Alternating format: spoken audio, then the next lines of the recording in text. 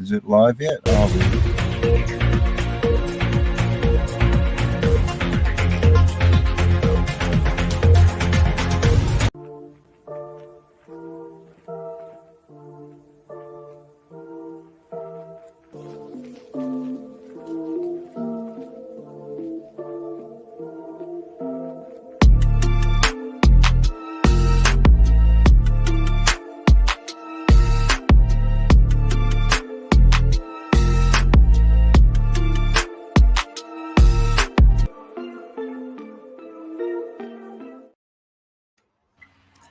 Hello and welcome. Hello to everyone in chat. Thanks for being here. Thought I'd do a live with Lukey.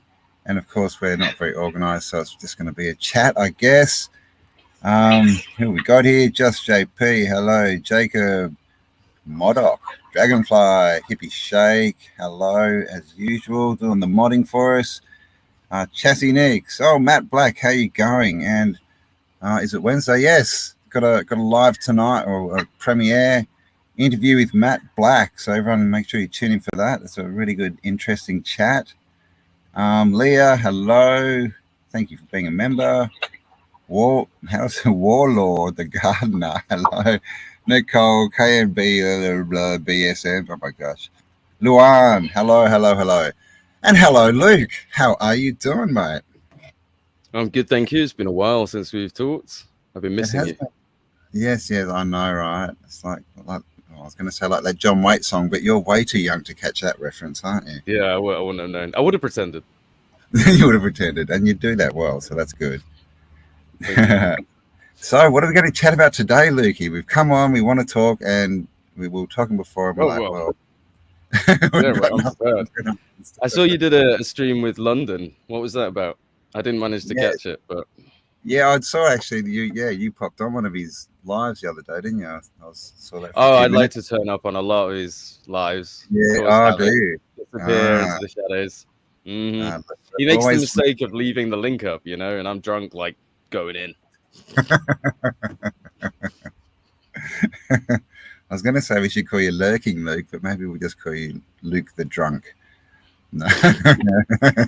I made an effort today, not had a single drink. Nice. Just for you. Done. Thank you. What time is it there? 11:10 at night. Oh, wow. Okay. Yeah. 8 in the morning for me. I talked to London, and we talked about, you've seen Crater Earth Man, like God's blessed me? Have you seen his stuff? No. He talks about the Earth being in a crater. On a bigger Earth. Oh. Yeah, on a bigger Earth, and the crater is on the moon. So it's kind of like the vibes of Cosmos, the Earth Moon map thing. But he's put us in this little crater. It's pretty interesting. But sounds like Truman Show. Yeah. I know, it's pretty. Yeah, I know, right? Who knows what's going on, man? Who knows where we are? I mean, you're not. You think we're on a ball flying through space? Is that right? I don't actually know. I'm just I'm a historian. I'm not a scientist. Like, everyone expects you to know everything about these things. I know. Well, you're a YouTuber, and you're supposed to know everything about these things. No, I just I don't want to get into like that area of research. For me, I just focus on the history. There's people have their own areas. You don't go up to like a World War II historian like throttling him like, why don't you research British history? Like, yes. Like, what's your opinion on the Mongols? Like, so that's just something I just don't really get into. Yeah, no, fair enough. It's an interesting topic though, with all these different, round Earth, flat Earth, crater Earth, moon map Earth, bigger Earth. Just shows you, right? We don't know what to eat yet, and we definitely don't know where we are. Yeah. Like, 100%. Yeah. But one of the things that he was talking about is like Titans and that, but also, and this came up in the live show we did, is is Earth like a cell in a bigger being? Right, because I remember, like that's like the thought I had when I was young. Like for infinity, Like they tell us infinity space, just like left, right, up, down, that kind of thing. And I'm thinking that's pretty bland for infinity. So what if we're a cell in a bigger dude, and then every cell in our body is another world, right? So and then he's just a cell in a bigger thing, and it just keeps going forever. It just keeps going and going. Yeah, man. Fractal compression. And then when a cell gets like sick or infected, it actually divides in two, and like it keeps the good healthy stuff in one division and leaves the crap behind in the other one that just dies, which is interesting. Is that's what's happening at the moment? The Earth seems to be splitting somewhere, right? Like things got to go into this new cell. It was like at the moment, Greece is on fire. I think there's 3 Greek islands that are currently on fire. They're evacuating them. That stuff burns easily. I actually really wanted to go to Rhodes as well. I was thinking I was going to go, and then I turned on the news and it was on fire, and I was like thinking, this is so like the Truman Show, you know what I mean? I was like, I want to go to Hawaii. We'll see if something happens. Yeah, right. I just blew Hawaii up. Really? Greece? So what's happening in Greece? Like, is it just there's like wildfires on 3 of the islands, because obviously there's loads of islands. I think it's, hundreds, if not thousands, of islands in Greece, and 3 of the big ones. I think it's Rhodes, Kos, and there's another one I can't remember, but Corfu. That's it. And they've started evacuating because the fires are that bad. People sleeping in the streets. Jeez. I actually reckon it's going to turn into holidays will be the opposite. Like, you used to go away to get somewhere hot, whereas now we'll be saving up to go to Iceland, and we'll be taking pictures of us rolling around in the snow, just like, Well, Iceland's not even the right place for that, is it? Greenland's the one for that. Greenland, yeah, Greenland's the white one, and Iceland's the green one. Something like that. Chessie says, I just know I'm inside something, and it echoes when I go into the forest and yell. Yeah, well, that's a kind of an interesting point. Yeah, an enclosed atmosphere. Earth is the galaxy's cell. Oh, well, what's the galaxy? That's the thing, right? You mean like a prison cell? Like, are we all? Well, that's the problem with cell, isn't it? We're full of cells, I know, right? Prison cell. I mean, that's probably a bit of spell language, really, don't you reckon? They just like, you're full of cells, and you're locked down, man. Locked down bodies. Well, that's it. We're all imprisoned in someone else's body. Yeah, I know, right? I mean, I remember thinking, you got to look after yourself, because if you don't, then you're just going to destroy all these worlds. They're all for yourselves in other worlds, and you're like giving yourself cancer and stuff, and getting unfit. Then that's not very nice, right? The destroyer of worlds. They're praying to you. Yeah, they're praying to you, and you're just sat there like. yeah. Come on, guys, take it easy. Going out for another drink. All right. So, hello, Chris. Thank you for being here. Another member. Lorenzo, how you going? Lorenzo's in the chat. There you go. Thoughts. All right. Good morning. Huge spinner. Oh, all right. So, inform us of something. What do you got to say? Something. I don't know. I've been doing quite a bit of research recently. I've not had as much time to get the videos out, but the research has been really cool. So I did a video recently on Tabor. I don't know if anyone saw it. People probably did, but that was quite interesting. Talking about a Tartarian king that magically disappeared from history, but he supposedly was burnt at the stake for trying to convert people to Judaism in Europe. And we tried to pinpoint where that was, and we think that that's in the Lop Desert, which is now just like a really horrible deserty place. But in the past, it had nice rivers flowing through it and everything. So something's happened in the past 400 years, 500 years to turn that into an absolute wasteland. So you see it everywhere with the maps, don't you? It's like, I agree. It's definitely 400 or 500 years that, the Sahara was green, like everything was green. I think even Greenland was green back then, right? Like the Arctic. Well, I mean, there's even Hyperborea up in there too.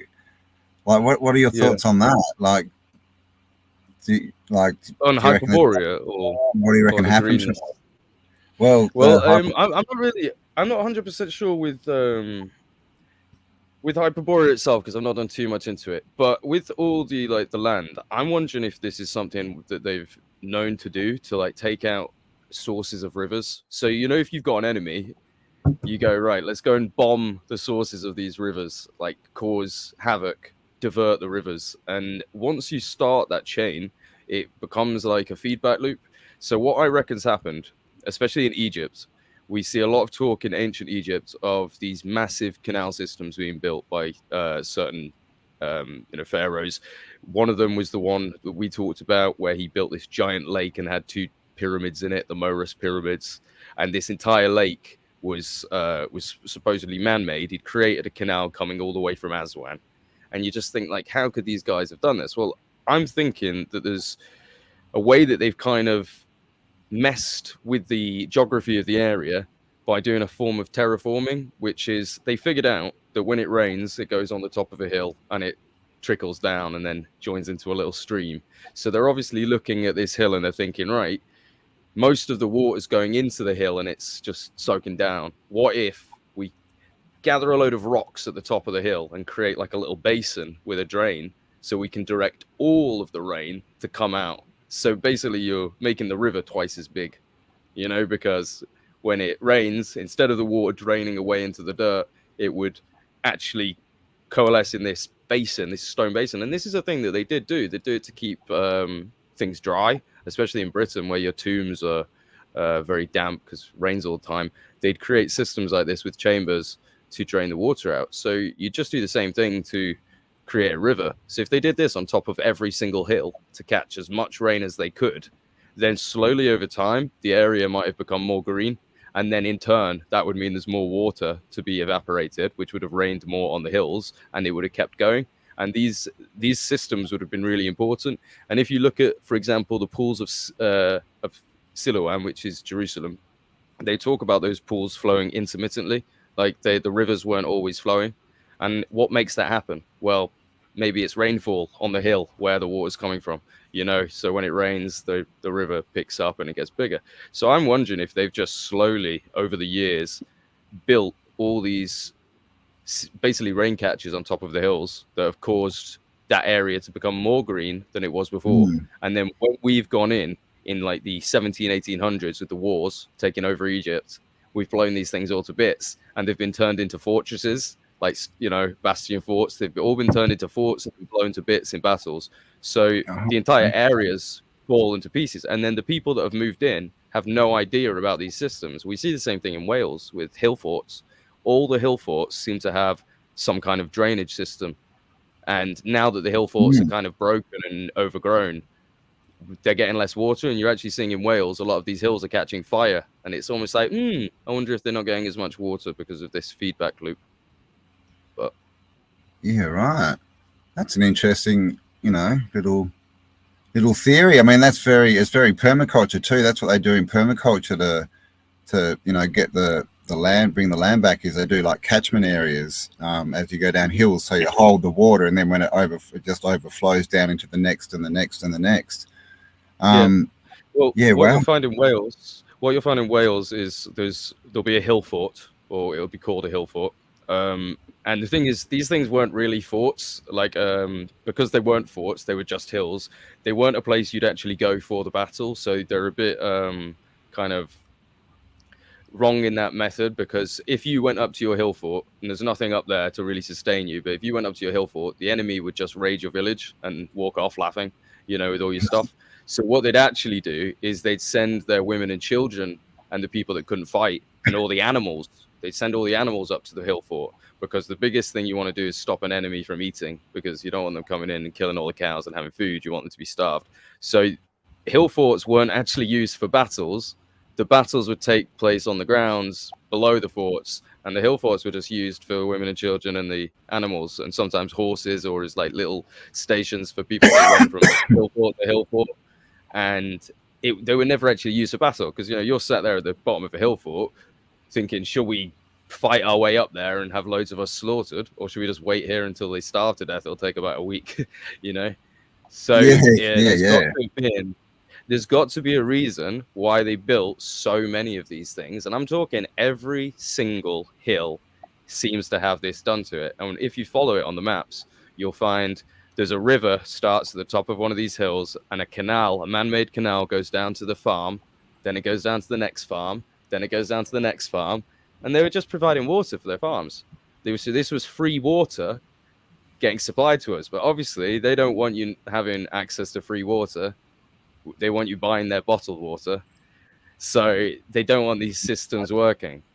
Because if every hill around you was just generating beautiful rainwater that was coming down this canal, and you could just go up and collect it, we'd all have fresh water for ourselves, and we wouldn't be forced to go and buy, liters of it from the shop at extortionate prices. Fluoridated as well, man. Yeah, I mean, Paul Cook, I remember I did a show with him a while back, and he was showing that, there were massive pipes underground connecting up. Are they star forts? I think star forts. Can't remember, but I mean, there's a massive underground system as well of pipes. I mean, they could have been flowing it that way as well, couldn't they? But this is the thing. It makes me think of the trams. Like every city had trams, and we all know the story. They start off, seemingly with some, power source, and then that disappears. Then they get pulled by horses, which is just ridiculous. But Rockefeller went in and ripped them all out because he wanted to charge us for petrol and put in buses. I mean, this is the whole thing, right? Like everything, it looks like was free and easy and good and plentiful. And these bloody whoever they are, right? Restriction, isn't it? It's restriction. Yeah. You've got to keep people restricted, because even now, if when we're going out on camping trips, the water in the rivers, because obviously the private companies have just been fueling shit into it, they literally advise that you don't drink river water, So it's like, oh, okay. And even spring water, right? They advise you don't drink spring water because the amount of pollution in our air gets caught in the rain and then drains down. So they're literally saying, yep, we've got so much pollution in the air that it's going to be in our rainwater. So don't even drink the rainwater. And it's our fault, by the way. It's all your fault, people. You're out there killing the world. You need to go throw some paint on a picture in an art gallery, I think. I think that's how you stop it, something like that. But anyway, get out and do your thing, man. Global warming. Gosh. It's just crazy, man. So what do you think's going on then in the last three, what do you what's your view of the future, the next year or so? Like with this craziness. Sure. If I was going to go full conspiratorial, I'd think that they're something's coming and they're speeding up for it, they're just trying to extract as much as they can as quick as possible. I sometimes wonder if the stories of celebrities knowing to buy, spaces on the underground, bunkers ready for the end of the world is true. We've got all these scientists saying that we're, 1 second to midnight on the nuclear clock. Oppenheimer in cinemas to show us all, and it ends with him saying, I think I've destroyed the world, and seeing missiles launching. I mean, I'm kind of thinking that we're all going to wake up and some aliens are going to be there going, that's what you did to your planet. Don't do it again. Yeah. We're just in the end scene of the movie, man. Yeah. It's it's interesting, isn't it? I saw an NDE interview the other day from and this lady was saying that we're all on a spaceship, and that basically she was saying that we've already destroyed the world and we're on a spaceship going to a new planet and we're getting told not to do it again. I mean, we're on the Ark right now.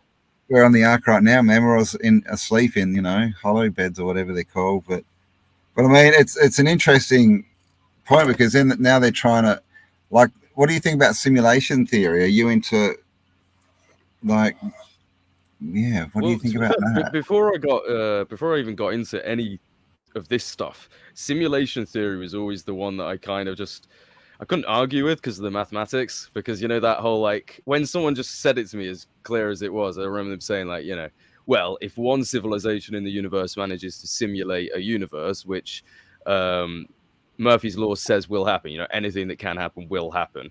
So by Murphy's law, something in the universe must simulate a universe, and therefore something in that universe must simulate a universe, and then something in that universe must simulate a universe. And then I was like, oh shit, that means it's 99 billion infinity to one that we're in the in the original universe, and that's mad. It's mad, isn't it? It's because look what's happening now, right? They're trying to create the next level down, right, with all this VR, virtual reality stuff.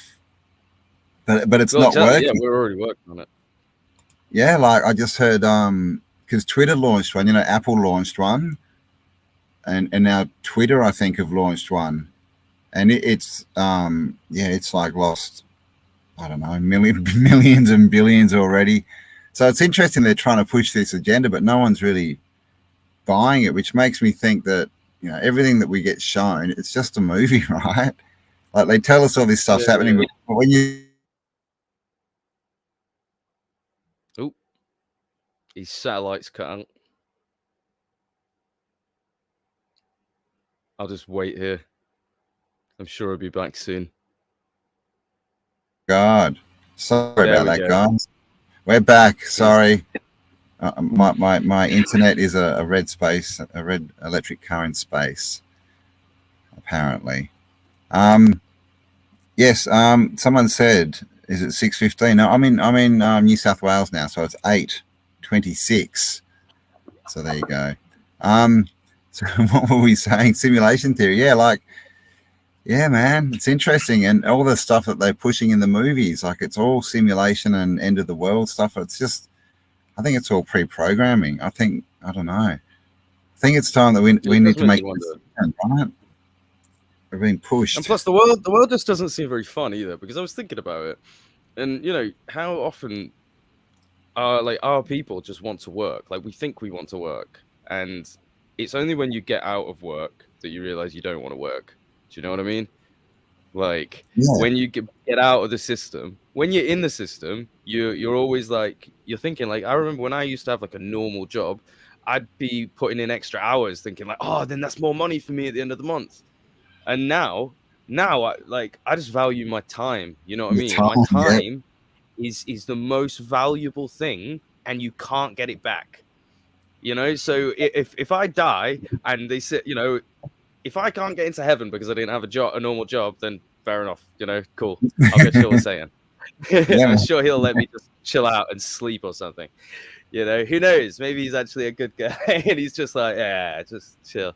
But I don't want to spend and in fact, I do work in other ways because I work on myself. I contemplate things that I wouldn't have the time to contemplate if I didn't have that free time. I spend my time meditating that I wouldn't be able to do, or work on myself. I try and be a better person every day.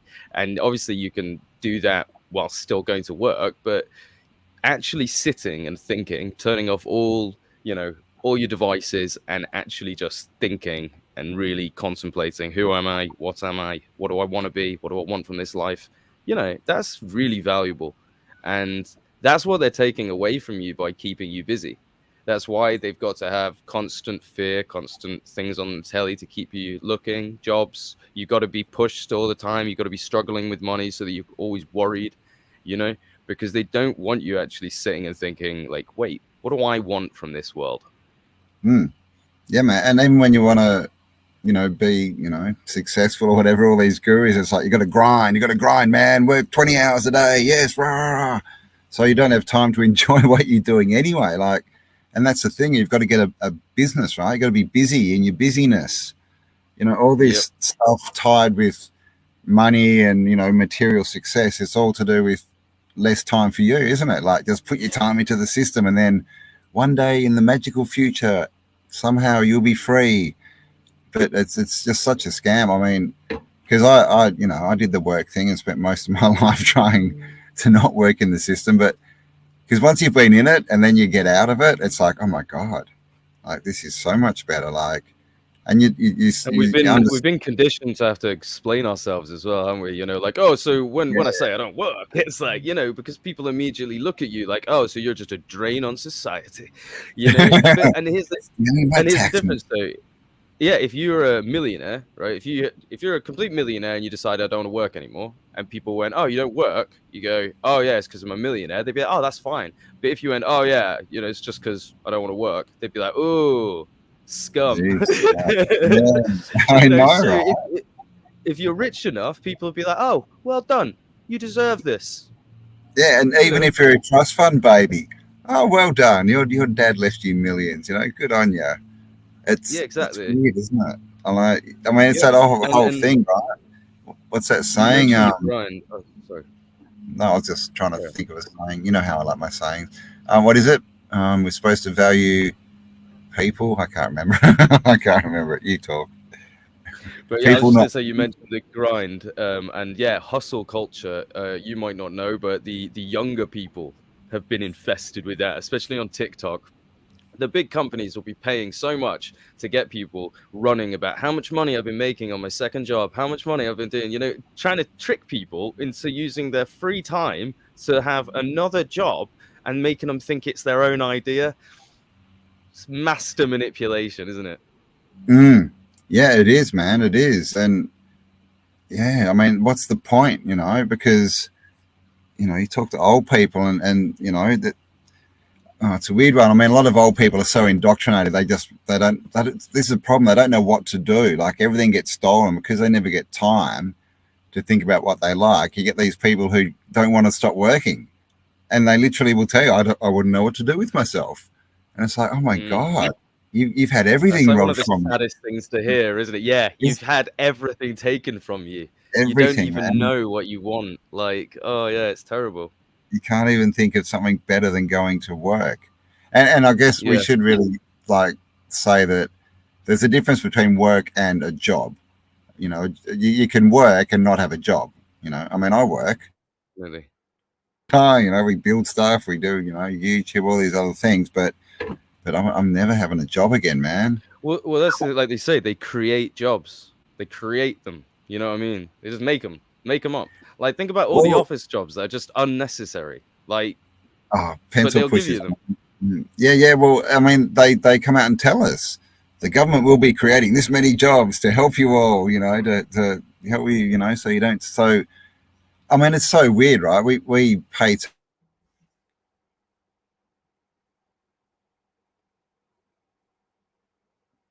He's gone. He'll be back. Don't worry. We all say autodidactic. Sorry There he about is. that. Yeah, there you go. It worked. I'm back. Sorry about that, guys. Every time. Yeah. So the government's supposed to look after us, and then we get nothing back. So literally, if we don't take their jobs, a lot of the time that's the only option between that and being on the street. So it's Yeah. this weird dichotomy, isn't it? Like they're supposed to make sure we don't end up poor on the street and sick and everything, and their only solution is we just created a job for you. Yeah, you can go and spend your life working for us. And what's it all creating? Like in the end, like what's all this leading to? What is all this production stuff? It's just more possessions, right? Get I more know, right? Will it possessions. get to the point where like the planet is just covered in stuff and we're having to wade through just electronics just like to create more and give more to each other because they just can't stop. Yeah. Buildings made out of old computers, you know. Just Well, looks like Wall-E, but yeah, this is like the green agenda. They're out there and they're like, oh, we're burning the planet, we're destroying everything. Look at all the pollution. So let's put 10 billion masks into the ocean. Let's let all this plastic crap from China come into the country that's going to be broken in a day and end up in the bin. And it's it's just bizarro world, man. It's so polarized. well, I'll That tell you what, like, the masks has got everyone ready for the next step, which is the smoke that's going to be hitting every town. Oh, because we've had these fires, now the smoke has hit, so you're all going to have to get your masks back out. yeah, and we've just Like found that, out that, terrible. the big C travels in smoke now, so you need to double mask people. But It's literally like the movie Interstellar. Have you seen that where the dust is? Well, you might not have because it's space. You're probably like not having that propaganda. exactly. But yeah, they show planet Earth just being cut. Like they're working on a farm and they have dust storms that just come rolling in. And if they don't shut all the windows, dust will literally get everywhere, cover the house with dust, and it basically just ruins crops and stuff like that. And it's like that's what's going to happen. Yeah. Yeah, well, I mean, and where's the dust coming from? I was listening to Jason. He talks all about the red. There's all these references to red dirt, red earth falling from the heavens, red dust. And have you seen the pictures of New York they've been showing? And like it's covered in red dust. And they're saying, Yeah, oh, it's all well, from the fires in Canada. Like, that could be, maybe they know something's happening and they're lighting fires to give it an excuse. Right? It's just smoke. It's not dirt. maybe. Who knows? Yeah. I mean, Just Australia some got hit with aliens just shoveling sure. dirt onto New York, just like, fuck you guys. Yeah, man. Fuck Bury you. the sea. Yeah, it's a red dawn. Red dawn, right? They tell us all this I bet stuff. New York's just can't get a break, can it? 9/11, now they've got dirt falling on them from the sky. What next? Yeah, well, they got the highest crime rate. They've got, have you seen the what are they, the zombie people? What are they? They're on some drug. Oh, yeah. Is it someone will tell us it's in not the like chat. PCP or something in it, but no, yeah, no, that's it's a new one, and it's that you can. It's like a pharmaceutical that they mix with a horse tranquilizer, and these people are taking it, and they walk around like hunched over, like literally with their hands on the ground, like wow. doubled over, just shuffling around because they're taking horse tranquilizers, and they've got no, like, no, their muscles are all like they can't stand up, but it's really Wow. addictive. And then it gives them this skin disease, and they're like that. They look like zombies, man. Wow. I've seen some pictures of it, but that's really fun. Fentanyl. There it is. Fentanyl. Fentanyl. Yeah. Yeah. So Wow. Terrible that's fucks. Yeah. creating the. Oh, Matt's had it. So they're creating the zombie apocalypse, right? Well, pretty much. But you know what? You reminded me of something I did want to quickly bring up, was the plague. Have you ever done much into the plague? I haven't. So is the plague the same as the Black Death? Is that the same? Yeah. So I mean, they had a few roundings of it, but it came up recently because I've been reading a book about some British stuff, and it's got some interesting things. For example, Shakespeare. Would you believe the only writing that we have of Shakespeare? So bearing in mind he's considered the best playwright ever. The only writing we have, right? The only writing we have is five versions of his signature. They all kind of look a bit different, but that's all we've got. Yeah. So just like, we should have manuscripts, manuscripts should exist, and they should be in a rich dude's house or a museum, and they'll be like, they should be everywhere. There's people poets from around that same time, and their work is, perfectly preserved. So that was one of the weird things. Another was the Great Fire of London was actually started by the French king of the time, like James. Yeah. Really?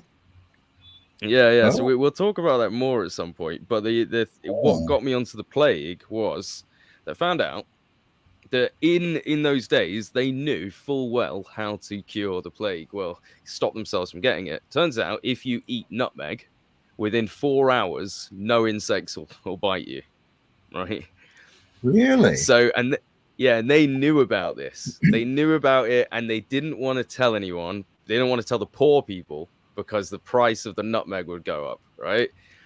The Dutch controlled an island in the Banda Islands in Indonesia, right? And that was where the nutmeg was originated. They claim that it was discovered by the Portuguese in like the 1500s. And I'm like, well, what about the people that lived on the island? Are they just sat there like, am I a joke to you? You know what I mean? Like, they've got the nutmeg, and a dude walks up like, look what I found. I invented it. Yeah, but then I looked as I was researching it more, because obviously it turns out the rich people all knew, so they all had nutmeg. And the British went, for example, and they built a nutmeg farm on an island right nearby. So if you ever hear of when the Dutch gave New York to Britain, that's always described as being like a huge win for Britain, because the Dutch handed it over for basically no reason, and it's lauded as the Dutch just being terrible negotiators. But what people don't realize is that we handed over that second island of nutmeg to them in exchange, right? So it's all part of this nutmeg thing to keep hold of the plague cure, right? Wow. And this is where it gets weirder, because my friend Jayan, he mentioned that the Mongols supposedly fired bodies that had the plague in like the 1100s, 1200s, they'd fire bodies from catapults over the walls into the walls of these cities so that the people would catch the plague. And I was thinking, so how did the Mongols stop themselves catching the plague when they're, That's a very carrying good bodies point. full of the Nutmeg, plague? yeah, So nutmeg. I was like, well, the Mongols must have had nutmeg then, surely. But they're going, nah, they didn't. But I just had a look. When did China first go to the Banda Islands? Well, they got to the Indonesia section in the 11th century. So I'm like, so come here, guys. They literally were in Indonesia. They must have known about the nutmeg. They must have been eating the nutmeg and sending the plague over, which makes you wonder if the plague is actually biological warfare by the Chinese or the Tartarians, because we know that they discovered gunpowder. Well, they discovered it multiple times, but they discovered it again in like the 8th century whilst they were looking for the elixir of life. Because the Chinese dudes were convinced that they could find an elixir of life. So what are the chances they've accidentally created some kind of plague, taking all these random chemicals and mixing all these things together, and they know that the nutmeg's the cure, and they've gone and weaponized it to take over? Yeah, wow. I've never heard of that one before. Nutmeg, man. I mean, I'm gonna have to try that in Australia when all the Mozzies come around. But yeah, like, have you seen those pictures of those dudes with like the bird masks kind of things? Yeah. You know, those really freaky pictures. The story with that is that they were going around. They were these weird dudes, like clearly, right, with those masks on, and they were like poisoning the wells and stuff. They were going around and like putting stuff in the water supplies around the plague time. Similar. Yeah, and another one is that they had airships back then, and people Really? reported seeing airships and the same kind of thing. But they were dumping. I think they were saying animal bodies, but basically these rotten carcasses. They were just dumping them all over the place to spread the plague or to create the plague. Yeah. So that's very interesting. So it really does make you wonder. I mean, one of the things that also got me though is the plagues obviously start spreading at this point. The 1100s starts spreading across Europe, and it's doing damage to everyone.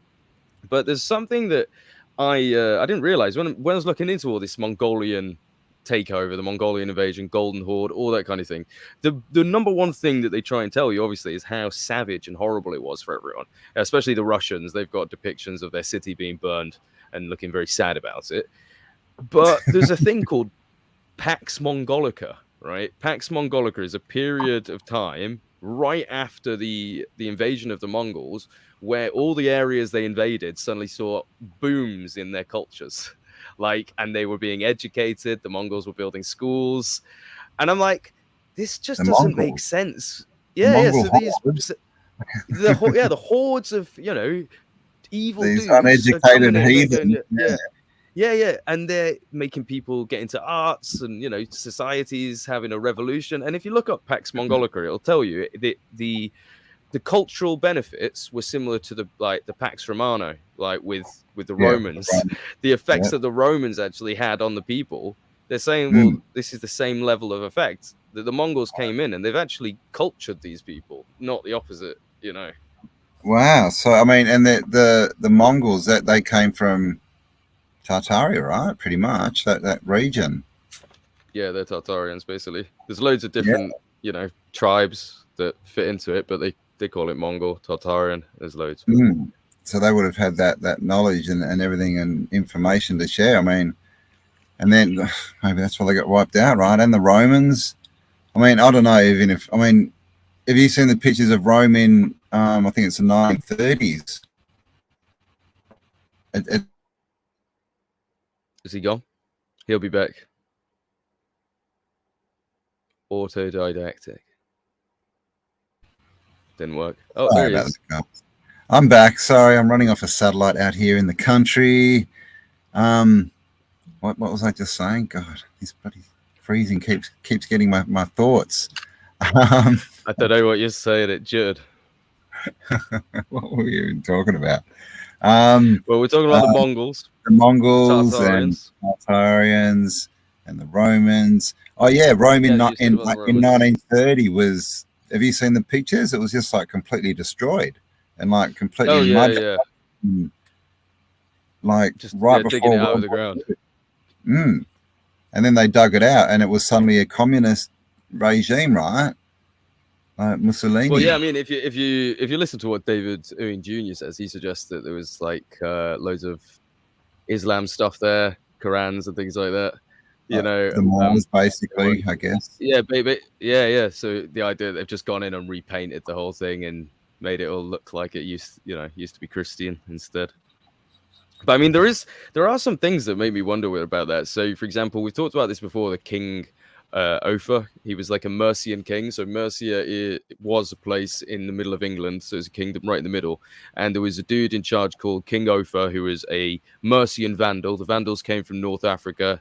They were kind of possibly Tartarian descendant as well, because of the way the Vandals come. Obviously, they're supposed to be like Germanic tribes. So they're Germanic tribes or Scythian tribes that have kind of come from Scythia down to Africa, across here, up Europe again, and then to Britain here. So instead of go this way, they've gone all the way around the Mediterranean. But when they were there, this guy would send 365 gold dinars every year to the Pope. And the gold dinars that he'd send had Arabic on them that actually said Allah is the only God.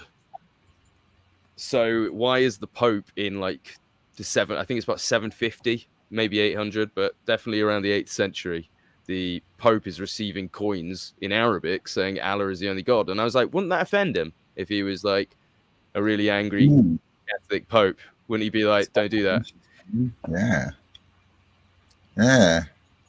I mean, they do that with all the temples and stuff, don't they? You know, like we see all these crosses and half moons and stuff, but there's lots of them when they're on the same actual spire, but they try and separate them and say, oh, no, it was all these different religions. There was I'm pretty sure there was just one religion, because they're all the same, right? Like really, they've all got the same, sort of creation story. They all come from the same, place, the whole Islam, Christianity, Judaism thing.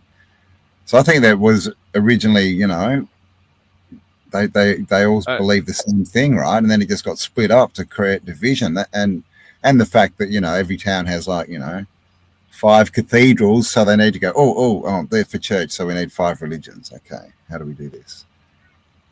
Well, speaking of which, actually, in the Great Fire of London, 87 cathedrals were destroyed. Well, churches and cathedrals, but 87, yeah, something like 13,000 houses. The king, by the way, because he was a dick, he declared it an act of God, and therefore he wouldn't help any of the citizens financially to build their houses. He's like, you're on your own. But basically, this guy hated London because the Londoners had an uprising and killed his dad, executed his dad. So he hated London. And when he was not in charge for about 12 years whilst this Cromwell guy was in charge. And then when they came back, he basically had this plan to fuck London over. And when the fire happened, he was actually seen rescuing arsonists. Like, there was a guy that had been captured. He was a French dude. He'd been captured with firebombs. This is all written down because they did an inquest in Parliament. And in the inquest, it actually says that they believed that the king did it. Right? They don't talk about this. You don't get taught this in school. But the actual inquest says people saw the King's Guard helping arsonists, rescuing them from people, And this, obviously, the official story is that a baker's just caught fire on Pudding Lane, right? And it just, whole city went up. And all the stories are like that, man. And a bishop who was in one of the towers, he recorded saying that fires were starting. He was in the tower looking, and he could see the fire, and he said there's one starting over there, one starting over there, one starting over there. You know what I mean? They weren't spreading, they were popping up. So this guy had been caught with fire bombs on him, and the police officer takes him down to one of the stations, and King James actually turns up, and he's like, what's he doing here? And he said, I caught him, setting fire to things. So James had a chat to him in French, and then he said, right, where's the evidence? And he said, well, I saw him doing it. And he went, okay, I'll take him. and he literally took him, and they never saw him again. So he just took him and sent him back to France, basically, because... Yeah, they were just they were French arsonists that had come over to do his job for him and set fire to the city. And then after the city was destroyed, there was a dude called Hawksmoor that was working for this lord, and he he said that I'm not far into this book, so I'll have to get back when I've read the rest. But he basically decided he wanted to cast a spell over Londoners, and he wanted specific placements of these churches, which he was going to have rebuilt. And so the Hawksmoor churches, there's something going on there. What are they called? He actually said it was, yeah, Hawksmoor. Because it was that his name, the dude, the king who rebuilt them. No, well, the architect that did it. The architect. Ah. Yeah. Wow. Like what's it called? Gematria, right? Changing all the geometry on the earth, in the cities. Wow. Fuck, man, like that. They don't like us, do they? These controlling types. No. It's just fucking crazy. But the fire stories are great. The one in Sydney got started by a cow that kicked over a bucket that had some fire in it or something. And I think they even give you the cow's name. It's like Nelly or something. It's and they and I think the cow thing. I think cows have caused more cities to burn down than anything else, man. It's crazy. It's like they give us these stories that are so dumb, and they're like, "Are you going to believe it? Oh my god, they believed it. Oh, okay, let's do something else." You know, like yeah, whoa. I can't remember the exact one, but I think when I was looking into like Chicago or something like that, it was one of those. But it was the same thing again and again. Like, oh, a kid was playing with firecrackers, and then it just whole city blew up. Whole city. It's just just went. Oops. Yeah, cities of stone and, too. Fact, what makes me really laugh is, so I'll have to double check the dates on this, but the Houses of Parliament at one point burned down. And, they had to rebuild the whole thing. And the story behind how they burnt down is just that some servants in the basement were throwing the papers in the fire that they were supposed to every night. And they had something that they shouldn't throw in the fire. And the guy was an idiot, and he put it in, and it started burning even bigger. And he panicked, and he thought, oh God, I better try and put it out myself. And he starts trying to throw water on it, but it doesn't work. And by the time he thinks to tell anyone, but and run outside and ask for help, the whole building went and burnt. And you're like, oh, okay, right, from a fireplace. Far out, man. But when you consider, you apparently needed the Gunpowder Plot to try and blow up the Houses of Parliament. You didn't need to. You could have just gone and Guy Fawkes. Servant. Just can you burn this for me, mate? Yeah, sure. It's just it's just so silly, isn't it? Yeah. Well, in fact, talking of the Gunpowder Plot, the guy supposedly had 36 barrels, so they caught him with 36 barrels, Guy Fawkes, in the Houses of Parliament. 36 in the basement, right? And gunpowder was controlled, obviously. The only people that could have it were the military, and it was all stored in the Tower of London. But unfortunately, the records went missing that year. So we'll never know where he got those 36 barrels of gunpowder from, because guess what? The whole plot was just a fabricated terror event. It was a false flag to implicate Catholics. It was a Catholic v Protestant thing done by a guy called Robert Cecil. He was Protestant, and he hated the Catholics, and he had control over sections of Britain, and he was wanting to convince King James that the Catholics were dangerous. So he orchestrated this plot using two dudes that had been caught in the Essex Rebellion, which was a rebellion under a guy called Lord Essex, as you can imagine. And these two dudes got caught. They were poor dudes that were involved in the rebellion, and somehow they escaped the death penalty and escaped any prison time at all. And next thing you know, they were the masterminds of this gunpowder plot, where they hired loads of new people to join in the plot. And Guy Fawkes was actually one of the last to join in.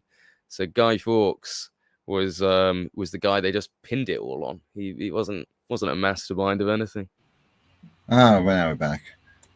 Sorry about that. Don't worry, I carried on chatting, so everyone probably heard it. Well, hopefully, hopefully it's just me. Hopefully it's just me dropping out.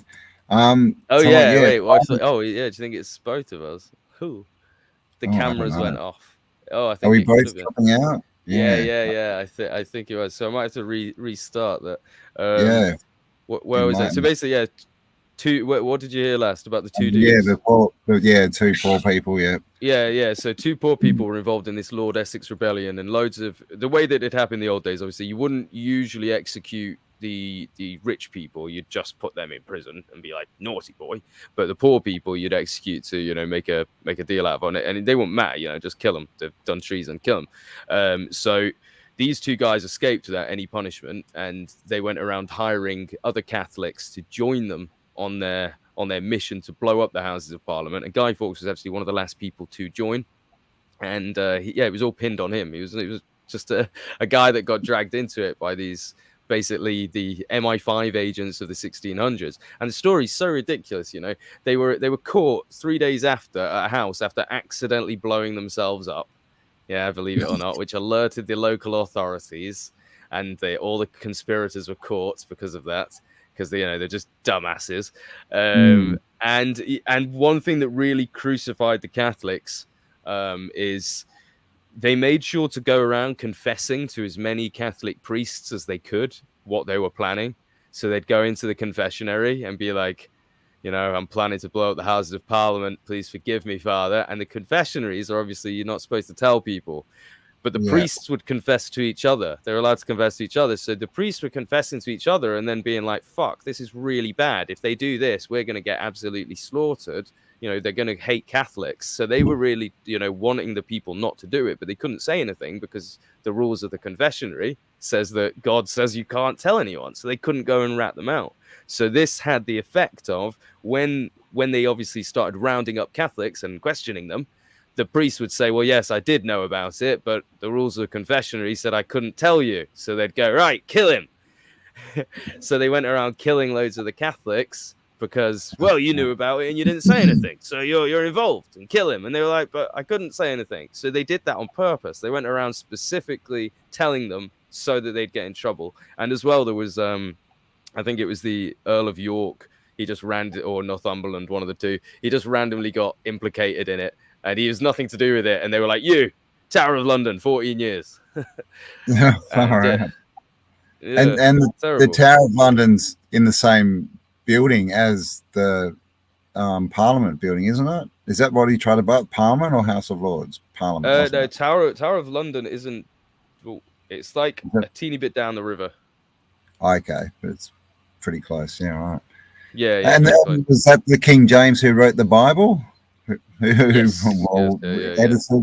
the Bible. Yeah, that's an interesting one, isn't it? So he was obviously not a nice. He was trying to be. He was trying to be a bridge between Catholicism and Protestants, because at that point they were always fighting, and he was seen as hopefully as a bridge. But this Robert Cecil guy, who was kind of like the evil puppet master. So interesting. Again, it's all connects. So Shakespeare, one of his plays is called Richard III, and it's about a hunchback king that's like Machiavellian and evil and schemes to orchestrate everything. Well, that isn't about Richard III. It's actually about this Robert Cecil guy. And that play played at the Globe the day before the Essex Rebellion. It, in fact, incited the rebellion. That play incited the people because it was playing this. It was showing Robert Cecil and showing how he was controlling the king. And all these people were like, fuck this dude, let's go sort him out. So Shakespeare's play actually incited that rebellion, the rebellion that then gets these two dudes involved in this plot to do with the Houses of Parliament, because Cecil wanted to convince King James that the Catholics couldn't be trusted and they needed to be rounded up. So he didn't want them to bridge those gaps. So this dude was so evil. He had the plan set up and he got people, set up for it. Killed. Wow, just to try and kill more people. Just to maintain power. There was one dude, I can't remember his name, but he said this guy would have betrayed anyone. He betrayed like his own brother-in-law, and like there's someone else that was close to him that he betrayed. I think it was Sir Walter Raleigh. He betrayed him, and the guy said that Robert Cecil's like method was he would invent treason and then find evidence for it. So he'd just, come up with an accusation and then suddenly, aha, I found the proof. And he, and throw people in prison and get them killed and stuff. And he was just running it. So King James was a bit of a moron. He was smart, but he was just he was easily manipulated. Do you know what I mean? Yeah. Like, so he could read and write and everything. He was smart in that sense, but he was just he had no idea what was really going on. And this Cecil guy, just his family, the Cecil family, they'd been controlling this line for ages from the Stuart kings. So they don't want to lose their power. So they orchestrated everything to make sure that their guys get in and stuff like that. But it's terrible. That's crazy, man. I mean, it just spins me out that the biggest Bible that people reference is, apart from the fact it's new, it's only, what was that, 1600s or something. It's from a king, man. It's clearly a rewrite, right? And an edited version. So it's crazy. And it's just someone said, "You're great. This guy is great." So Luke's obviously Ancient Historia, and his link is below in the description. So make sure you do go across, check out his stuff, give him a like, subscribe, all that good stuff. Because he does some really good research. Gets down into the nitty gritty, shall we say? Likes to follow his little trails, and Sherlock Holmes on it all. Yeah, I do go off on random tangents, but it's fun because just what's annoying though is, like, when I was a kid, I used to hate school, whereas now it feels like I'm actively in school, and I enjoy it. It just shows us, so if they taught us what we wanted to learn, like, school would be fun. School's only crap because we don't want to learn their shit, right? I remember all I wanted to do. Robot program, innit? Yeah, all I wanted to do was study ancient history. And no shit, I just couldn't get I think it was year 10, I finally, they're like, for options, I'm like, ancient history, yes, there's a class, woohoo! And I was really excited. And then, of course, before school starts, I say, there wasn't enough people, so we cancelled that class. You're in history, you can learn about Hitler for the 10th time. And the amount of times I teach him, man, World War II and all this crap and destruction. It's the same with Britain, man. Like, when I was growing up, they teach you all this boring ass stuff about Henry. The Henry VIII. Divorced, beheaded, died, divorced, beheaded, survived, etc. Henry VIII, or all the Cromwell stuff. They kind of get into that a bit, and they talk about the Canterbury stuff. But other than that, it's all boring. It's just, these basically Anglo-Saxons turned up. Your actual ancestors did nothing. That's what they tell you first. So your guys did nothing until these guys turned up, right? These guys turned up, these Romans, and they did a load of stuff for you. Then they left, and you stopped doing stuff again. Then these guys turned up, and they did stuff for you. And that's all our history is. And then the French turn up, they do some stuff. The Dutch turn up, they do some stuff. And it's like, that's and you guys are just the cattle getting pushed around, man. Yeah, man. It's trust. I think my people have probably been genocided more than anyone else, and they have no idea about it. Yeah. I think, with most populations, and we don't even know, we think we know where we're from, we think, Caucasian white people are from England, but, we don't know what was there 500 years ago, do we? Because what we do know is they move around the populations. They love to do it.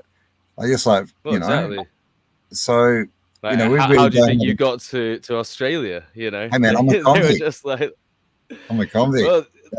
Well, that's the excuse that they give, isn't it? It's the same with the orphan trains. They were, just move new people into an area. And the thing is, they're still doing it today with immigration, right? So Ukraine, for example, they've just displaced how many Ukrainian women and shipped them off to loads of different countries, and then I can't believe it. I was on Facebook like a couple of months ago, and some ad came up like for a dating site or something. It's like, date Ukrainian women, help them get out of the car, or some weird thing. And I'm just like, what the hell?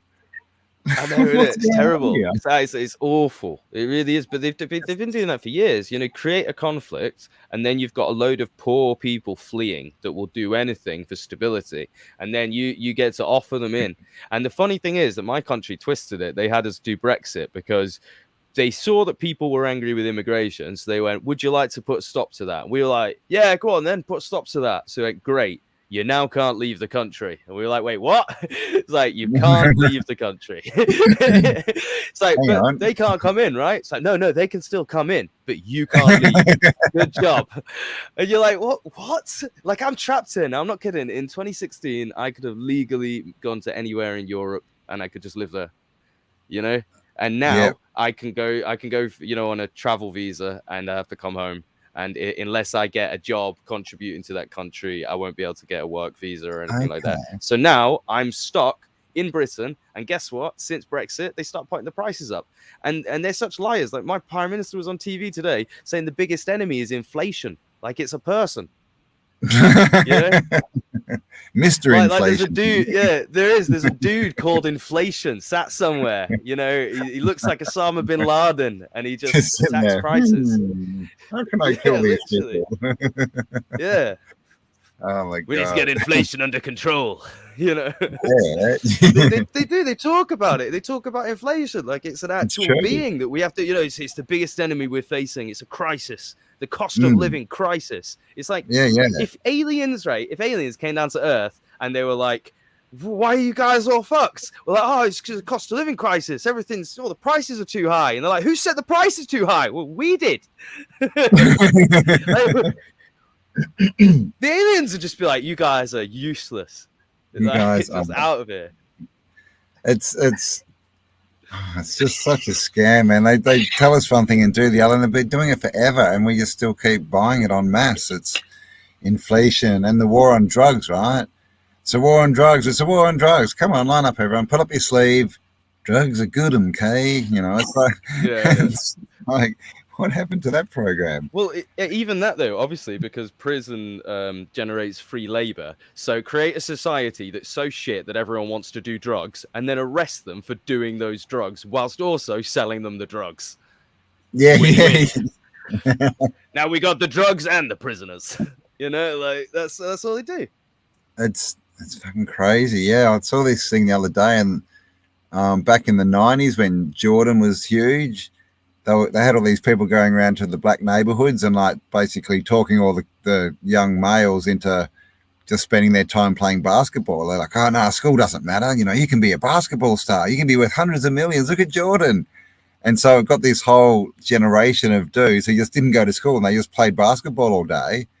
And of course, you know, none of them turned into Michael Jordan. And so now we've got a generation and they've got no education. They can't get jobs. So, you know, what do? Right? They turn to drugs and crime and all this. It's just such a scam, man. We got to stop buying this crap. Start moving away from the system. I mean, the people that run it, they're either, the way I see it, they're either actually working for some kind of like larger thing that is actually about making us better people. You know, it turns out they're all actors. Every cunt actually just turns out he's just been acting. You know, it's all been, you know, half of us are actors and the other half are being taught a lesson. That's one way to look at it. Or they just have no soul. Because I don't get how anybody can get to like billionaire wealth, like Elon Musk wealth, right? How can you get to that level of wealth and just care about going on Twitter all day?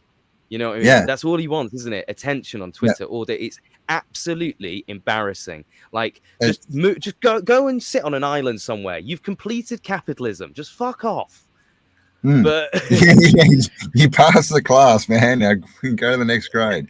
But he also talks about, you know, he's like, everyone believes because he gets out there and says, oh, I want to fix the world. I want to change the world. I want to make it better. But what does he do? He just wants to put implants in our brains, get everyone on electric cars and shoot rockets into space. I mean, that's not helping anyone, man. Right. The same guy that says we should go to Mars is the same guy saying he wants to help save the planet. Yeah, right. Those things don't go together.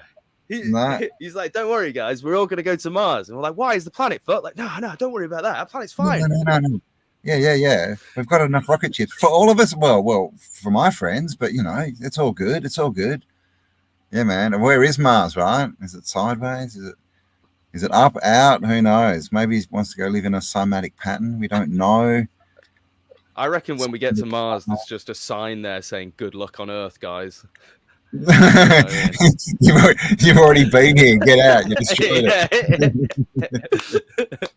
It's just a sign saying like, it's like, don't let this guy in, and it's just a human. Yeah, humans was here. Like it's 10,000 BC. Oh no, we did it again. Well, it's just like he launched a car into space, didn't he? You can just imagine an alien floating through space, and that bumps into him, and they're just like, these dickheads. Yeah, my internet's running off it.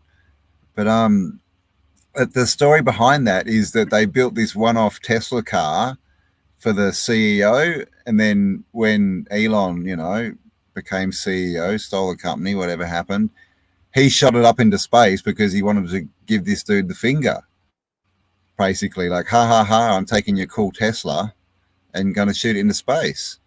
Like, Oh wow. that's the stupidest story ever. I mean, how much would that just cost? I mean, how much would that cost just to give someone the finger?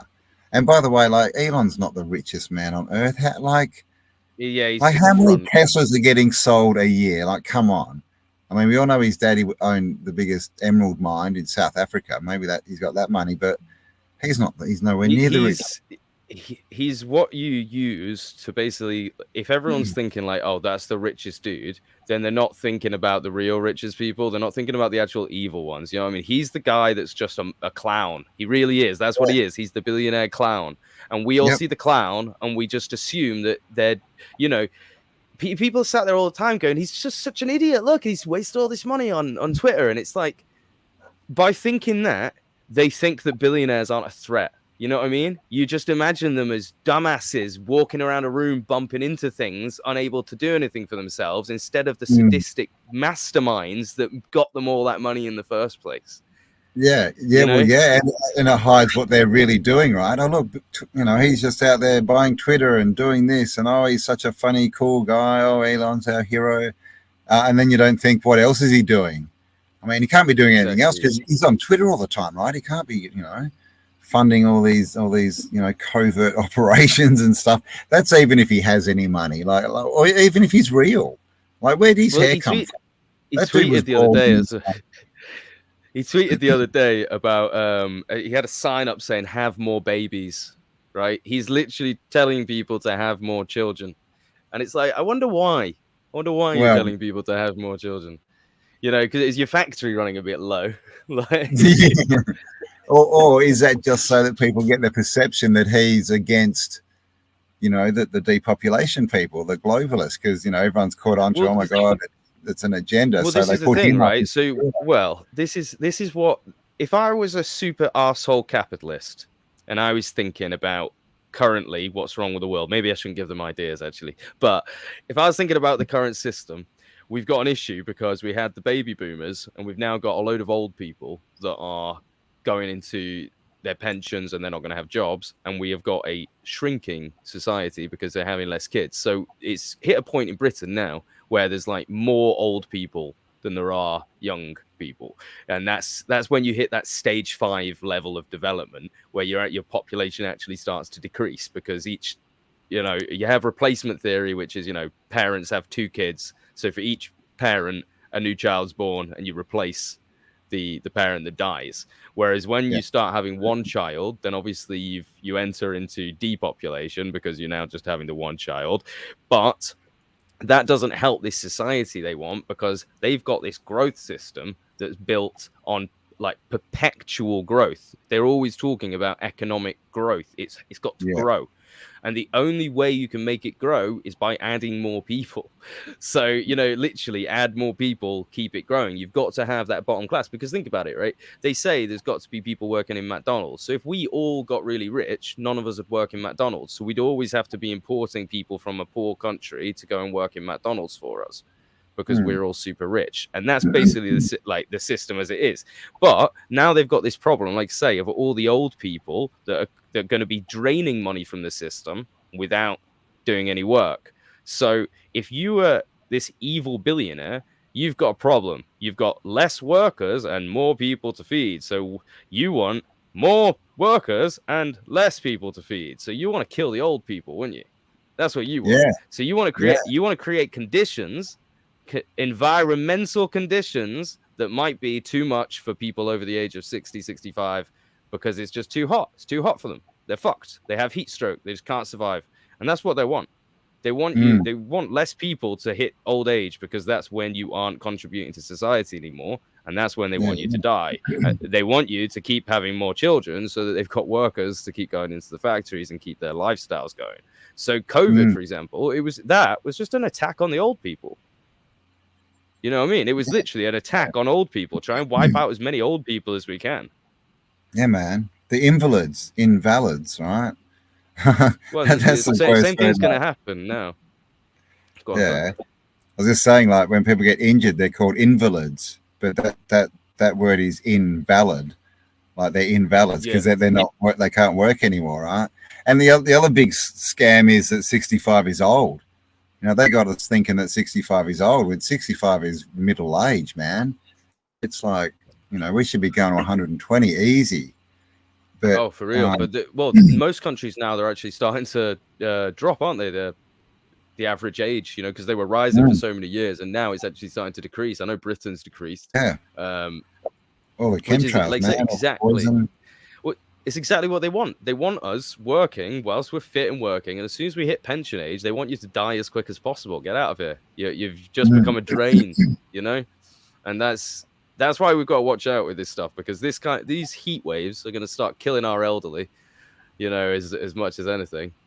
Well, I mean, look at, you know, the last 3 years and what happened in, you know, nursing homes and with those machines that make you breathe and all this kind of stuff, man. They did a number on the old people, and you know, keeping them apart from, you know, everything. That's not good for the immune system. It just you know, so then they can introduce, you know, you can die of anything then, right, when you've got no immune system. But what about China? This is because they've had the one child policy, right, for since what was it, 87 to 2016, I think, where you could only have one child. And then what happened, obviously, is because of their culture, they started aborting most of the girls because they all wanted a son. And so now they've cut their population. They've got hardly any old people, so they've got that right. But now they've got it's like a 20/80 ratio of like women to dudes. So their population's going to just destroy it. It's just going to go into nothing, right? I mean, maybe they know Russia's the actually very similar.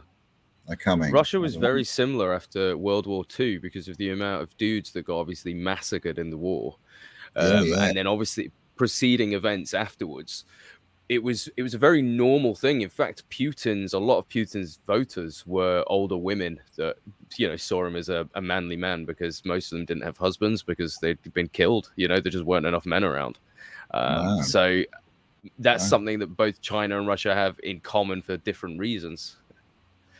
Yeah, it's an interesting one, isn't it? Like, are they trying to depopulate? I mean, but this is the thing: if that narrative's out there, and if it's out there and everyone knows about it, it is being pushed. Like it's, they always tell us the opposite, right?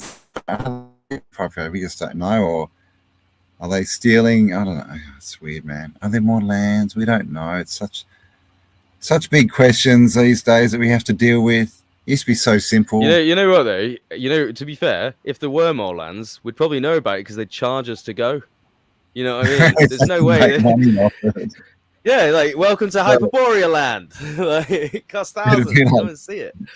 Yeah, man. Maybe that's it. Maybe they just haven't found a way to monetize these other sections of land yet, and they're just coming up with it. Because maybe Antarctica, the ice wall, it's just too big, and they're just like, well, we can't charge people here because they'll just swim around. So how do we work this one? Here, come and ride the ice wall. Bloody what are they called? Roller coaster. Yeah. Well, I mean, but yeah, maybe it's frozen over. You know, maybe it's thawing out, and this is why all this stuff's happening, because they're trying to keep control, and because maybe access is coming back again, right? We know, like you said, 400-500 years ago, everything was pretty different in this realm, and I think it was Waking Up with Analog was talking about like the what are they called? The Colossus of Rhodes, like that, the bit of the Mediterranean. He was saying that the Mediterranean used to be a valley, and at one point that was the point where the oceans were held back, and it's broken and flooded the whole thing out. Oh, you mean the Pillars of Hercules? Pillars of Hercules. There we go. Yeah. So I found that interesting. Gibraltar to Africa. Yeah, I've heard that as well. Yeah, because Malta looks like Malta looks like it's just the top of something, right? Like the. Yeah. No, I could 100%. I could see what you're talking about. Like, we have cities. There is I can't think of what the name. I think one of them is one of the Alexandrias, but they're a couple, 100 meters underwater. Some of these ones on the Mediterranean. So we know that the water levels have definitely risen in the Med. This is the weirdest thing, because we get such conflicting info, because one of the books I've been reading recently is one that was like to do with pole shifts and all that kind of stuff. It was saying that actually water levels have dropped. You would believe it or not, there's actually less water, and we're told that the water is rising, but it's actually dropped considerably since the last ice age, which was just what this guy called a pole shift. But it's there's so much to read. It's very hard, I think, when you get into this to even develop a coherent narrative, because like, what do I believe? Oh, I think, well, Chan Thomas believes this. I think Fomenko believes this. Sitchin believes this. I've just become kind of like more a dictionary for other people's work. I don't even know what I believe anymore. You know what I mean? I just tell you what all these other people think, and then I'm like, make up your own mind. I don't know. I know. Well, I mean, because I've been, I've heard a few of, the NDEs, when they do NDEs and people die and they sort of come back with these messages and stuff. And, we hear about all these channelers and stuff. And I'm just think to myself, why does no one say the same thing? Like they're all different. They've all got their own little story. Yeah. Like all these, I died and got told the truth. And then the next dude will be like, no, I got the truth and it's completely different. So what does that mean? Does that mean that it's just, there's nothing to any of that? Does it mean that we've all got our own worlds? Like we can interact, but we're all actually in our own little world? Because it's just so hard to, that's the thing, like this information from outside and intel, and none of it makes sense. I think you've just got to take bits that make sense to you from everything and try and build your own story. It's a weird reality, man. There don't seem to be that many, truest truths, right? Like actual truths. Like they're pretty hard to find. The more you get into this stuff, I feel like I could see how it'd be very easy for people to have psychosis, and fall into that kind of thing, because it becomes overwhelming when you actually, there's certain times when you start to understand, like, oh God, I really don't know what this is, because when you have a grip on it, when which is probably a big part of why they tell us that we know everything, because if you think we know everything, it's fine, this is the way the world is, then you're not scared.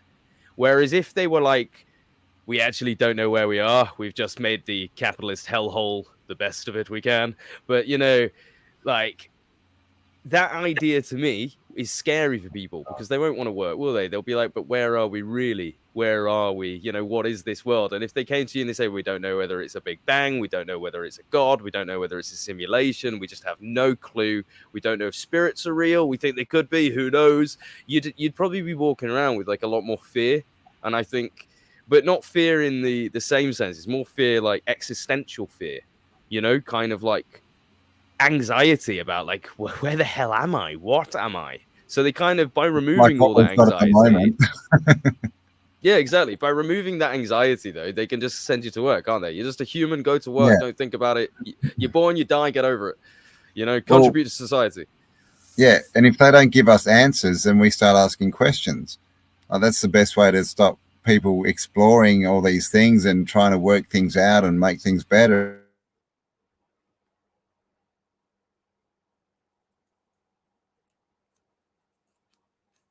I think we had a little disconnect there. I'm back. Oh, we're back. Hey. Apparently it's only me that freezes, by the way, too. So if I freeze, you have to tell a joke or, be interesting on some level and hold the show together. All right. Again, I forgot what I was saying. God, he's funny. Interrupts my train of thought. But anyway, yeah, it's all a scam, people. Don't believe any of it. What's going on? We don't know. Your hair was... your hair was interrupting my train of thought. I was watching you, like, what are you doing? The worst thing is when you look at it, everything's reversed. So you put your hand here and it's the wrong side of your head. And I ended up with big bits sticking up. Got hair issues, man. I'm still waiting for hair and makeup. They didn't turn up this morning. Bloody hell. Can't rely on anyone. But this is the thing. Like, if they give us answers, we don't ask questions. That's what school is, right? We know this, we know this, we know, which is, again, like it's the opposite of what it should be. I feel like it's the same even with religion, because they've taken, a story of kind of like, oh, a Messiah's coming, or there's something coming, there's a God, and they've changed it into, oh, the Messiah's been and gone. So like we know about that. He's been. Well, yeah, I watched The Time Machine last night. Have you seen that one with Guy Pearce? It's based on the original book by H.G. Is there the one where the moon gets blown up? Yeah, because they're trying to sell houses or something. Got it. But oh yeah, I think they're drilling, aren't they? They're drilling on the moon, and and they blow it up. Found oil on the moon, and then it blows up. Yeah. But he goes forward in time, and everything degenerates, and humans split through, and there's like one race underground and one race above, and the ones underground are preying, like they're cannibals, basically preying on the ones above, and the ones above are like they're getting mind control, so they won't fight back. They're too, they just, in peace, and they just think this is just life. And I was watching it, I was thinking, the truth is he's probably gone back in time. Like that's probably how it all started, right? Because we have all these, what are we hearing about now? All these people underground, and there's a big movement in the sort of with UFOs, and people say, no, they're coming from underground, not outer space, or they're coming from under the ocean. So, that this is the kind of thing they do, right? They say, oh no, this is the future, but maybe they're telling us our story of the past, right? Unless they've invented time. Maybe we used to have another moon, but I mean, interestingly, old Welsh stories used to say that there was 14 planets in the solar system, and 4 of them got destroyed apparently. And that's including the moon as a planet. So that's the extra one. Moon and the sun, I think, actually. So yeah, it's the 8 plus moon and sun is the 10, and there was 4 more because obviously they didn't know about Pluto. So because Velikovsky talks about other bodies, and then we've got Nibiru, and then there's another planet, or it was called Maki, I think, Make, something like that. Okay. That was written about a lot in ancient texts, and it's disappeared. So, I mean, we don't even know what planets are, right? Are they outer lands? Are they the reflections of the greater Earth? Are they just cymatic frequencies in the ocean above? We don't know. But we have questions, but we're confused. I'm trying to find my iPad, because it's got a list of books that I was going to show people to get, but I don't know where I've put it. But yeah, it's all the books that I've got to read at the moment. I've got every one of Fomenko's books to get through, and I've also got all of Zechariah Sitchin's works to get through, because I need to get my Sumerian history back up. Based on all the ancient alien stuff, because I need to know what his opinions on that stuff is. And like I say, I've got to read Velikovsky, Beaumont's Clement. I'm trying to think, I've got so many more to read. I'm not kidding, I've got about 60 books to get through, and each one's probably about 500 pages. Nice. At least. So yeah, it's not going well. No, that's the problem with research, isn't it? It just expands, man, and expands and expands. But yeah, I've got some books I need to read too. I'm gonna get. I've got the smallest desk in history here in my little tent. I understand. I've got a tiny desk as well. It's just a little small thing. Mine's yeah. It's very small, but I've got my dome up now, so I'm going to be moving into my dome home soon, which is good. So show the dome. Show the dome. Show the dome. All right, guys. I built this not yesterday, the day before. Where is it? And this is it. That's my dome.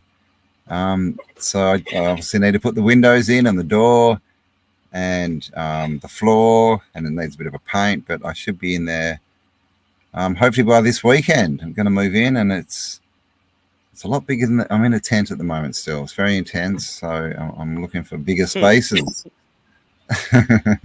It's my intent to be in a dome, the dome home. Dome is where the heart is, man. Dome, like sweet sex dome. At a festival. Oh, what? But yeah, sex at a festival, fucking intense. Ah, very nice. But yeah, I'm just seeing if all the books that I got to read. Check this. Right. Okay, let's see. Let's see. Can't say. So these are the big. flamenco books. I can't even make it go big. Fuck it, never mind. I think the camera's too blurred because it's that not one. me. Oh, But yeah, not me. I've got Hang on. 28 books. Oh, You don't need to well, do it, bro. Okay. I'm But whee! yeah, you're really going through it. So I'm trying to see how many I've got here. Just on my iPad, I think I've got like 40 to read. 40 books. Yeah, on my iPad, and then I've got like physical books to read as well. Which is So where do you get your books from? Are they you're just uploading them from like Gutenberg and stuff, or? I try and get them online. If I can't get them online, then I'll try and steal them from Amazon if I can. And if I can't steal them from Amazon, then I'll have to resort to buying them, I guess. But, oh my gosh, actually paying money, God. Yeah, stealing from Amazon's the best way. I agree. Yeah, Jeff. If you get one of those month things for whatever it's called, I can't remember, the Kindle, Audible or Kindle. Yeah. Kindle, that's it. Get a month of Kindle because it's quite expensive. Download all the books you want, and then you can just use this site. It's a pretty difficult method, but I figured it out. I emulate a phone on my computer, an Android phone, and then I can download the books to that emulated phone and then rip them off that. So you get around their DRM protection. So I steal all their books like that. Okay. I don't even know how to emulate a phone, so. Yeah, it's quite cool. So when I just did that and took as many books as I could. I was like, "You're coming with me!" Liberated them from the clutches of Jeff Bezos. Wow. Yeah. Well, I mean, if you give him more money, he's just going to send more penis rockets into space. So I think we need to avoid that at all costs. Yeah. Why is it every billionaire wants to send a rocket up? I don't know, man. I think it's mine's the biggest type thing. I can shoot higher than you. And why do billionaires want to go to the bottom of the ocean? Why do none of them? Well, I know why they don't anymore, because it's you don't come back. I reckon, dude. Do you reckon that's because they like saw a kaiju down there or something? What do you think? A kaiju, like a big sea monster. There's been reports. Yeah, man. I mean that whole submarine thing was weird, right? It was called the Titan, and it went down to the Titan. And they made like so much of a big deal about it. They've still got videos every day on YouTube coming out that are pushed to me because I watched like one video at the time. I'm constantly getting videos about how it was, doomed from the start and they didn't obey regulations and they're going to tighten regulations now. They're going to tighten regulations now on going to the bottom of the sea because look what's happened.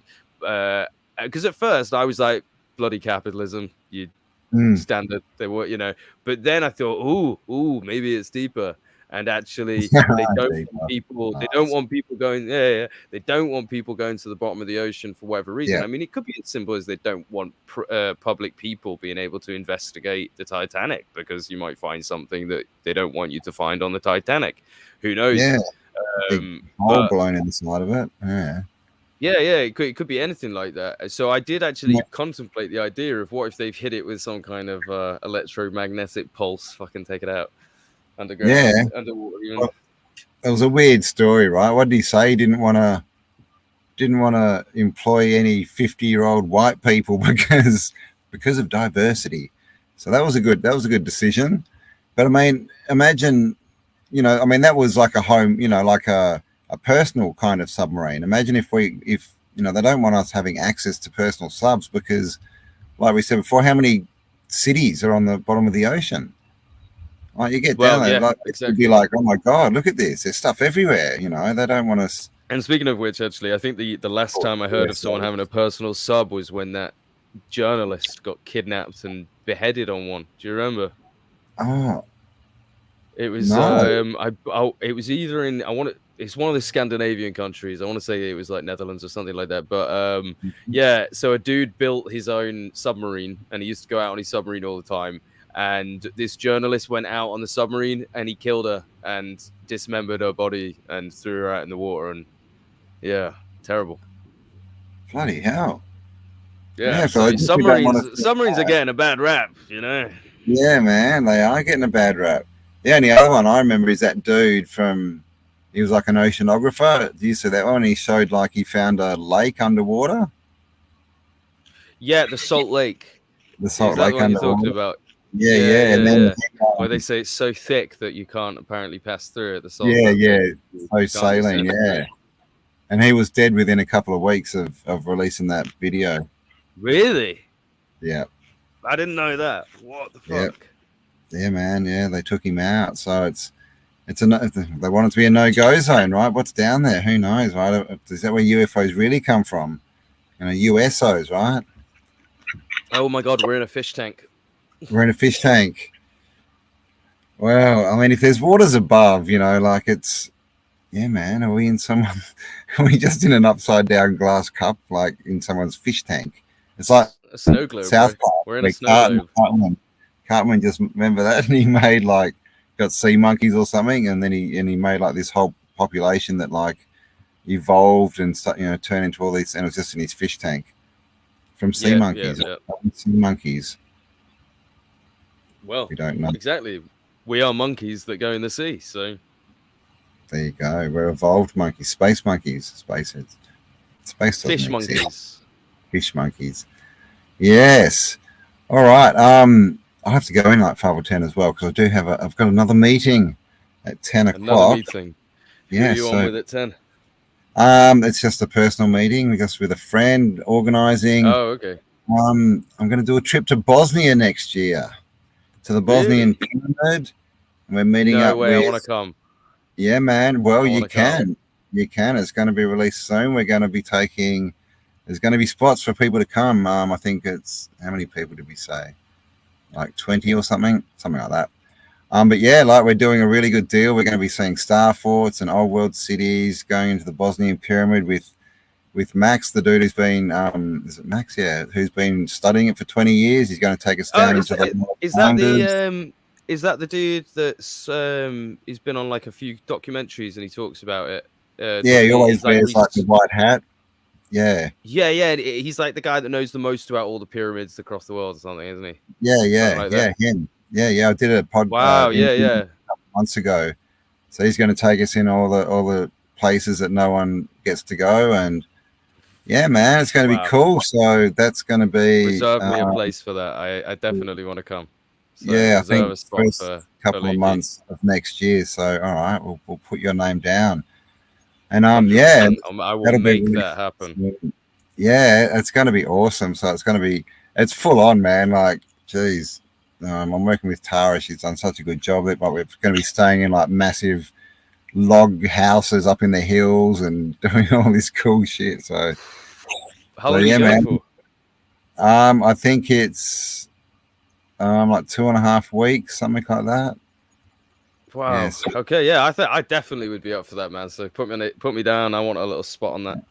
All right, we'll save your spot. So, and everyone else, keep your eyes out. That'll be released. Hopefully, we'll be releasing that information in the next month or so. And of course, I'm going to Florida in, gosh, when is it? October, I think. Yeah, gosh, I don't know. October. Oh, that's cool. This year, sometimes to do a 3-day retreat thing with Lorenzo. So it's all happening. And then I think we're going to the Sunshine Coast is the next Australian one. So yeah, man, like I'm traveling around, so I have to get you over here to do some shows with us. Yeah, 100%. But I was looking for the tickets to get to America, man. It says here that the flight's 40 hours. Like that. That's I hate long flights. I'm like, no way. I can't go economy, man, because my legs will just like they'll die, right? So I wonder how. If I'd prefer like stopping off, like making it have shorter a day journeys. in between. Yeah, maybe I should look at that. Because I looked at premium economy, and it's like 3 times the price of economy, and that's not even business class. Yeah, then it goes up.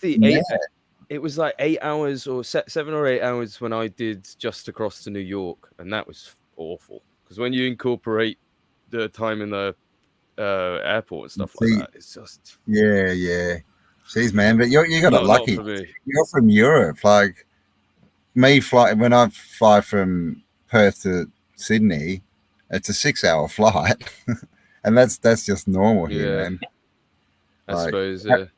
Our quick short flights are like, it's like 2 hours. It's only 2 hours. Oh my god, that's nothing. And you're probably like 2 hours. Oh my god, jeez. How many countries do I want to go? The quickest we can get to Amsterdam in like 50 minutes. I think the flight takes really. It says an hour and a half, but it's like 50 minutes really.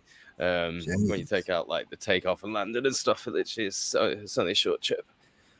But I mean, that's just the size, isn't it? Europe's. I mean, one thing you wouldn't realize is how north Britain actually is. Like where I am in England, in Manchester, it's more north than most Canadian cities. Like, and if you look on where we are on latitude, you wouldn't really believe it. Like, I never thought that we were that north. I always thought Canada was more north because you see it covered in snow, and but no, it turns out Manchester's actually one of the most north places you can actually go.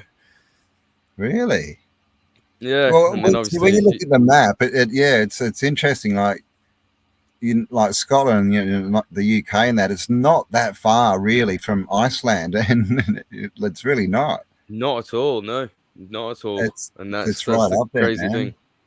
Yeah. Well, they say that that's the reason that Britain wasn't inhabited before, like as early as the rest of Europe, because it was covered with ice still. So the guys got to France and they were like, looks a bit chilly over there, might wait a bit. And then wait till it thaws out. Yeah, and then it defrosted a bit and they went, oh, there's some tin over there. We could use that for weapons. And they popped over and started a civilization. But you never know. You never know. The Orelinda book says that was where they sent all the criminals to mine tin, was the UK, and they had all the tin mines and stuff there. Yeah. Well, yeah. They did have a giant metalworking civilization, so it's stuff they don't talk about. But when Julius Caesar arrived in Britain, bearing in mind these guys are supposed to be illiterate barbarians, they're absolute morons.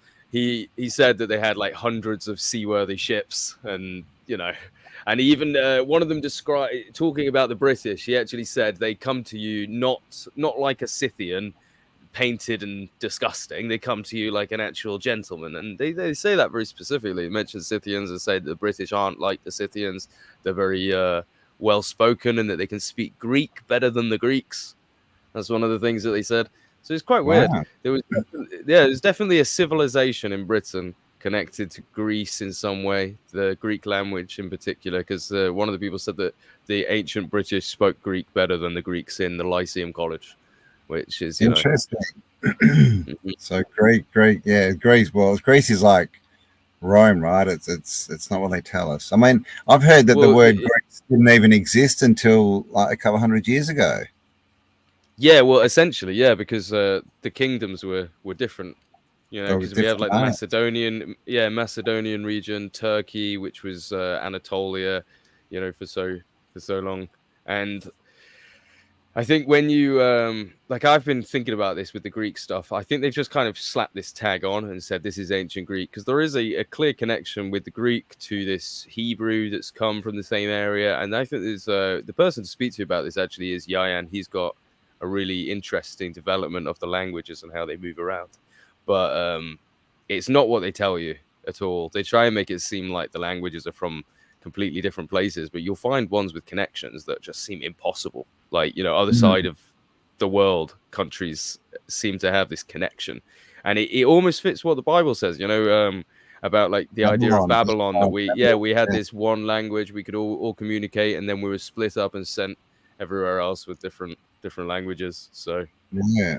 It's a good way to control people, man. You just split them all up, division, teach them how they need to talk, give them their food, and off you go.